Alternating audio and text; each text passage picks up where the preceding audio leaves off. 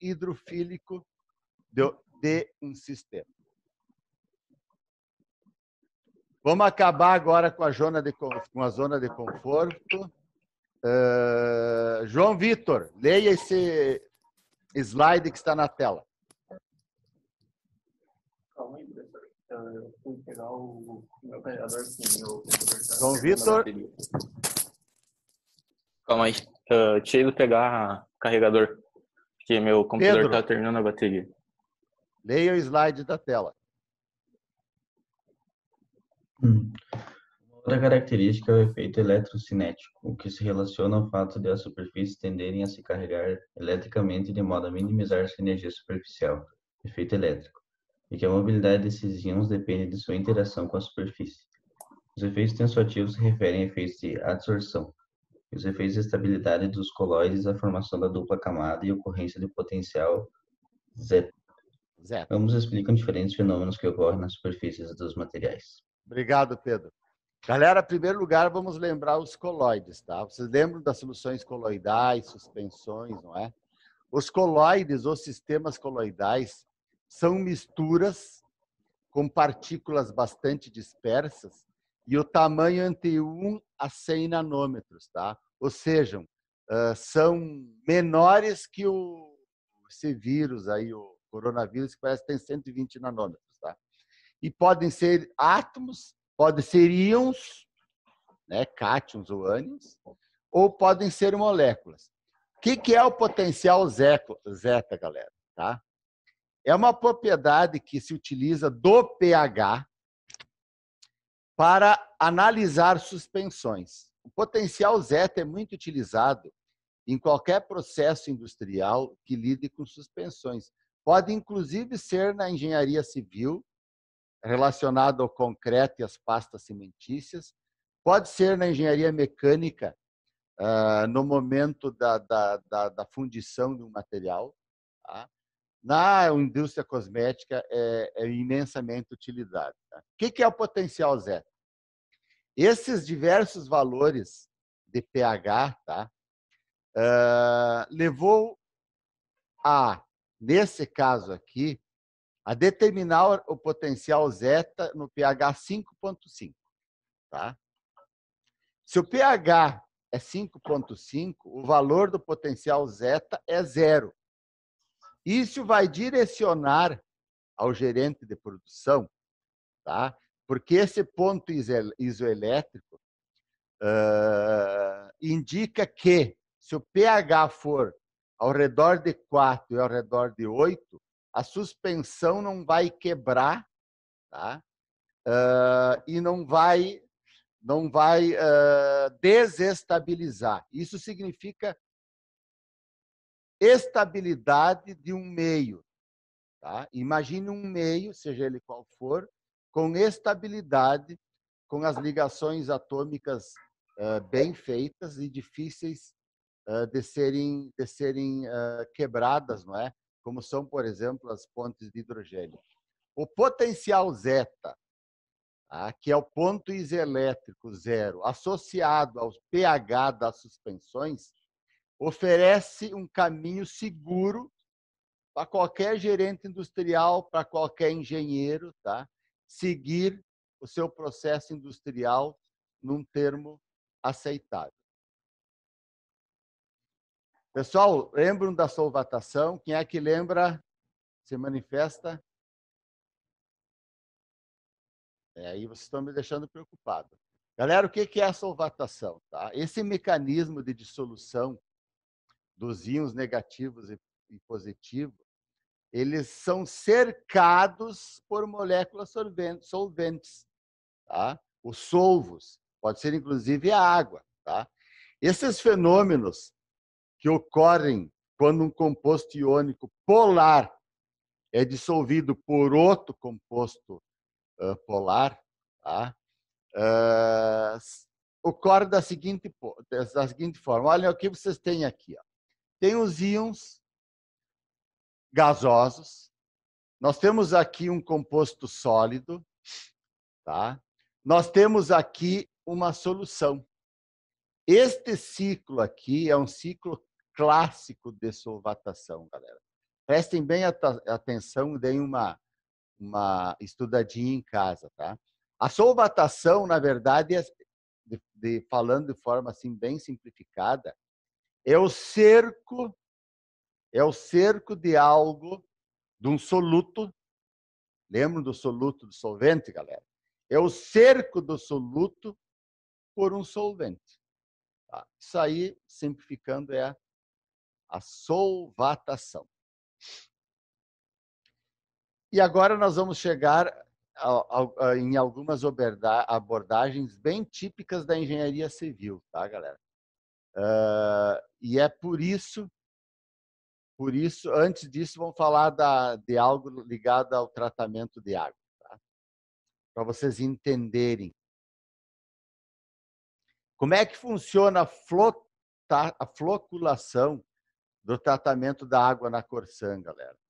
Certo?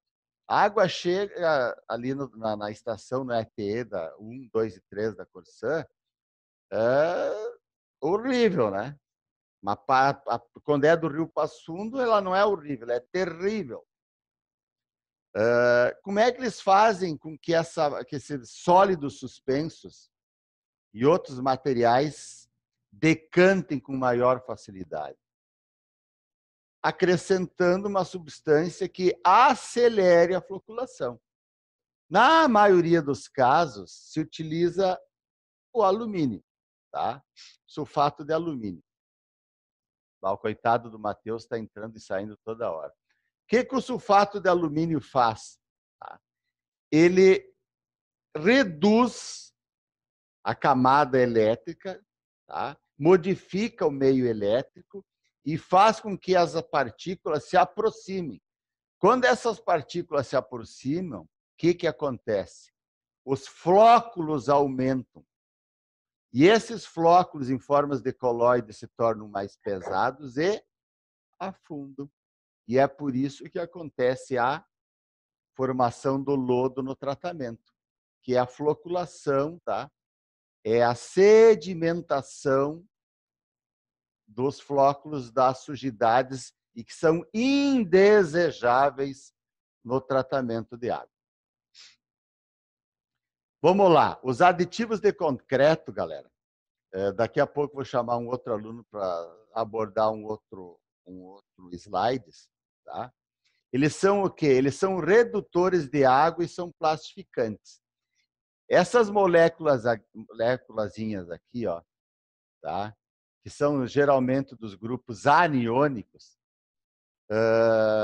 eles envolvem o grãozinho de cimento. Olha aqui, ó.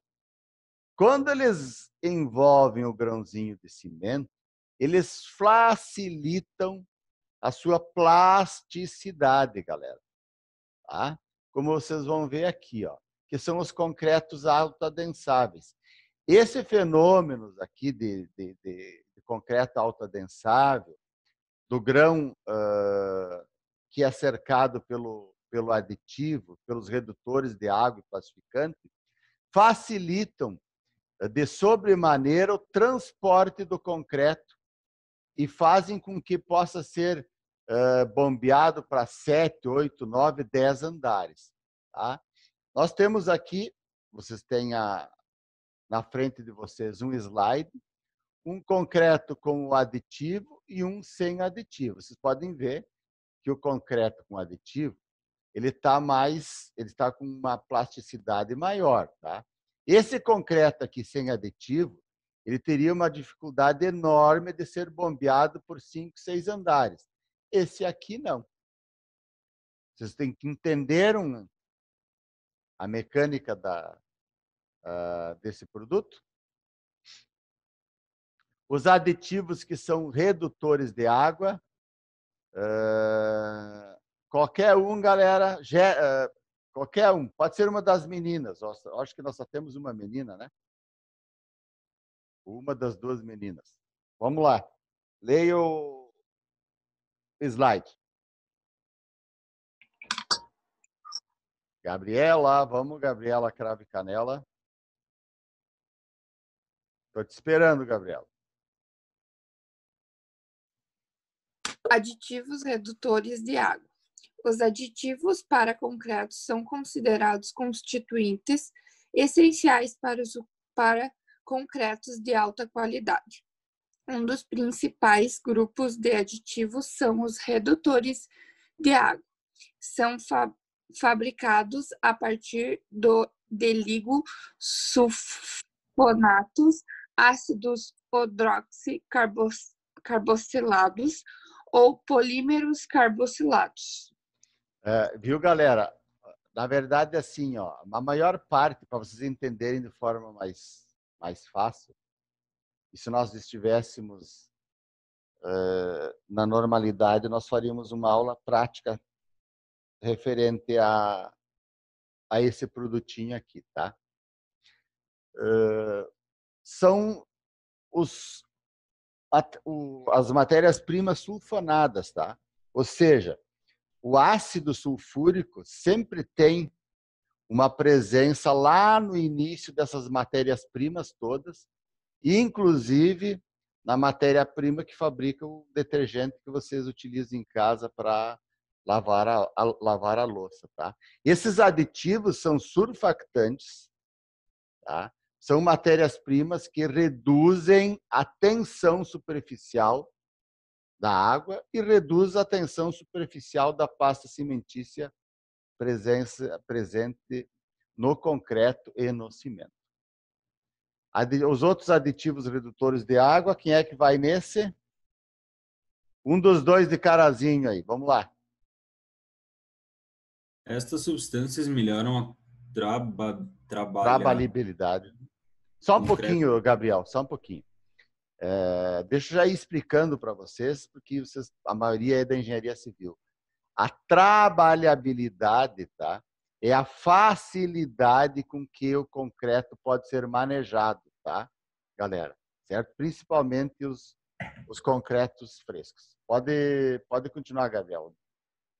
Estas substâncias melhoram a trabalhabilidade dos concretos frescos agindo em duas frentes. São capazes de dispersar partículas sólidas em meio aquoso, em decorrência dos mecanismos de repulsão eletrostática e, consequentemente, a defloculação da solução. E B, podem agir também como agentes tensoativos, diminuem a tensão superficial da água e permitem uma maior lubrificação da mistura associada à característica tixotrópica do concreto. Que é a modificação da viscosidade. Tixotropia é o quê? Tá? É movimento e viscosidade, tá? Viscosidade é se um líquido é mais grosso ou mais fino, tá? De grosso modo. E leva a uma maior plasticidade do concreto fresco. Maravilha. Então, vocês já tiveram hoje na primeira aula um contato com algumas matérias-primas importantes para a engenharia civil. Todo mundo ligando, colocando o rostinho aí, quem tem a webcam. Carlos, Eduardo, Alan, Nicole, Gabriela, as duas Gabri, Gabi. Não, é a mesma. Ela está duplicada aqui. Carlos Eduardo.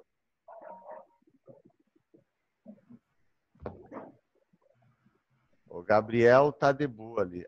Tá, o Carlos não tá. O Gabriel tá com as pernas espichadas. Só falta tá tomando cerveja essa hora, né, Gabriel? Só depois das 10, pessoal. Então é na segunda parte da aula. Galera, agora, depois das 10, nós vamos ter um segundo bloco e nós vamos começar já de cara, que nós não podemos perder tempo, só temos 2 meses. Deixa eu ver o calendário aqui para Gabriel, o João Vitor, que vão me mandar o Word, né? Só um pouquinho, galera, só um pouquinho. Deixa eu dar uma olhada aqui no calendário. Para vocês já irem se planejando. A entrega e a apresentação A entrega e apresentação